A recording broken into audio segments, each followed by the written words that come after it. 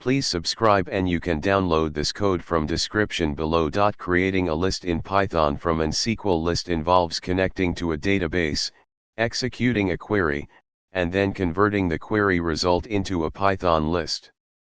In this tutorial, we'll walk you through the steps to do this using Python and the SQLite 3 library, which is a built-in module for working with SQLite databases.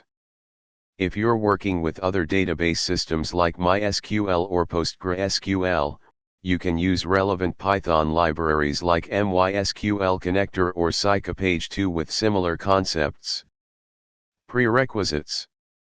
Step 1. Import the required libraries.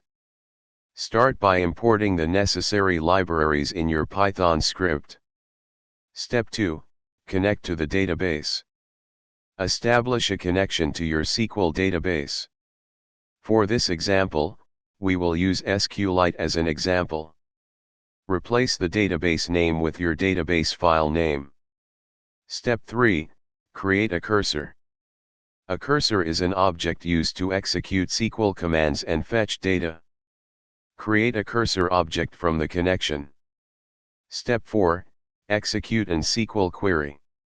Write and execute an SQL query to fetch the data you want. Here, we'll fetch a list of names from a table named employees as an example. Step 5. Fetch data. Use the cursor to fetch the data returned by the query. You can fetch one row at a time or fetch all rows into a list. To fetch all rows. Step 6. Convert the SQL result into a Python list.